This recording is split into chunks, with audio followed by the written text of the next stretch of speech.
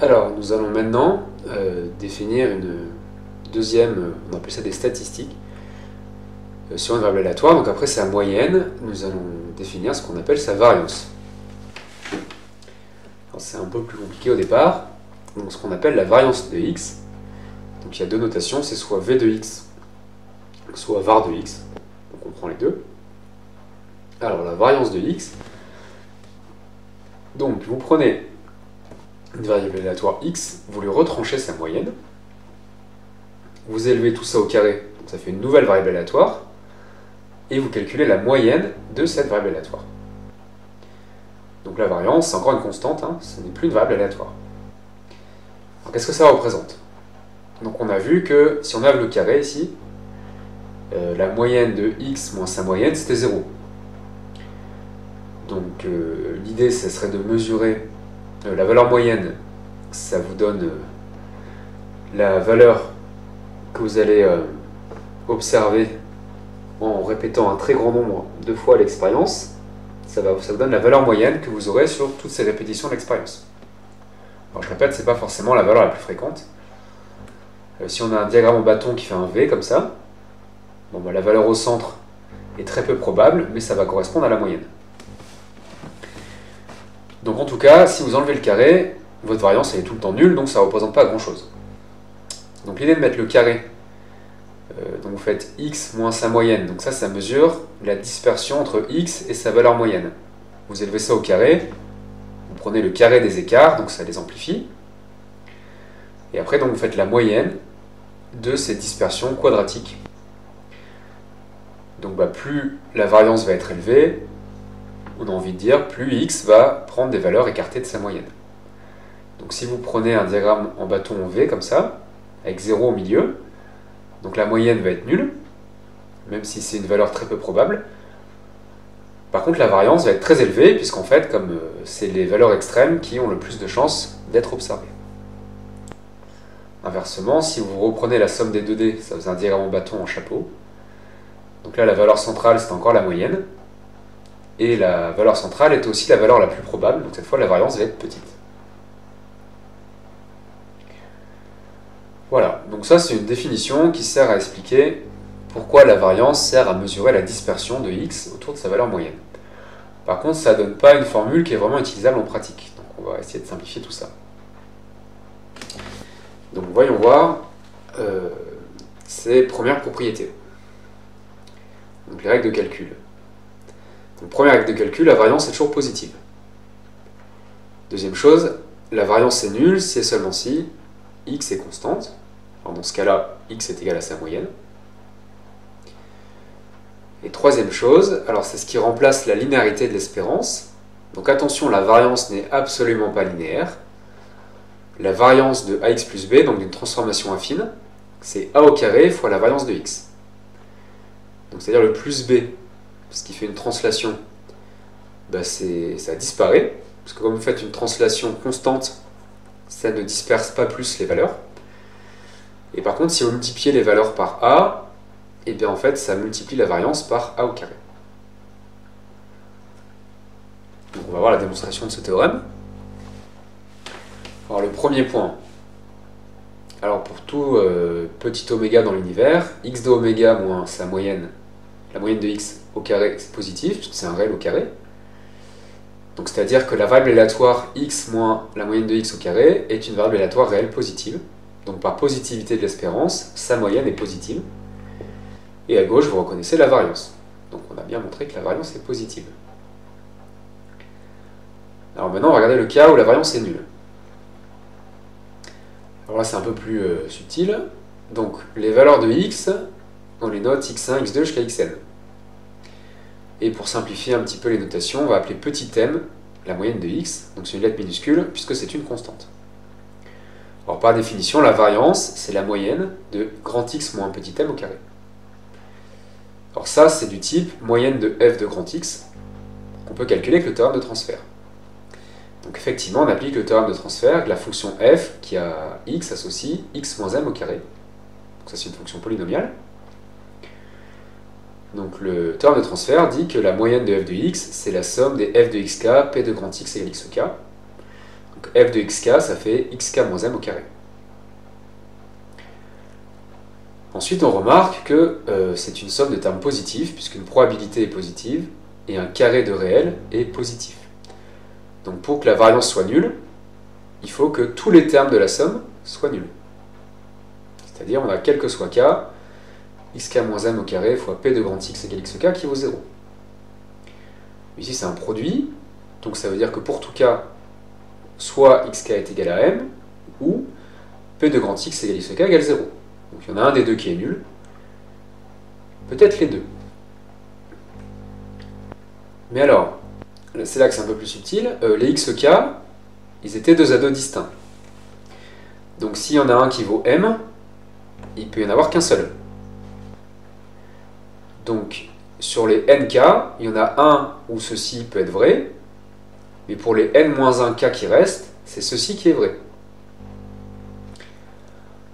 Or, comme on a pris xk dans les valeurs que prend grand X, bah, ces probabilités, elles sont non nulles. Donc, ceci est impossible, on ne garde que ceci, et comme ceci ne peut arriver qu'une fois, bah, ça veut dire qu'en fait, grand X ne prend qu'une seule valeur, donc on a n qui vaut 1, k qui vaut 1 aussi du coup, et x1 qui vaut m. Et donc on arrive à p de x égale m, qui est égal à 1, puisque x prend qu'une seule valeur, et la somme des probabilités, ça doit faire 1. Donc x ne prend que la valeur m, ce qui veut dire que x est constante. Donc là, je vous ai réexpliqué par écrit ce que je viens de dire à l'oral. Alors, la variance de x plus b, donc on va poser grand y égale x plus b. Alors, par linéarité de l'espérance, on sait que la moyenne de y, c'est a fois la moyenne de x plus b. Donc si vous faites y moins sa moyenne, vous retranchez ces deux choses. Les b disparaissent, on peut mettre a en facteur, donc on arrive là. Ensuite, on élève au carré. Ici, comme c'est un produit, on peut distribuer les carrés. Et ensuite, on prend la moyenne des deux côtés. Donc à gauche, ça fait ça. Et à droite, on peut sortir a au carré, qui est une constante. Et donc là, vous reconnaissez la variance de y, là, vous reconnaissez la variance de x. Et donc, on a bien démontré ce qu'on souhaitait.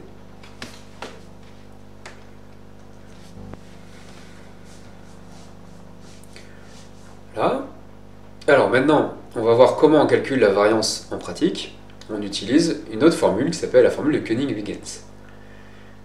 Donc au lieu de prendre cette formule pour la variance, on va prendre celle-ci. Donc la formule de Koenig-Huygens dit que la variance de x, c'est la moyenne de x au carré moins le carré de la moyenne.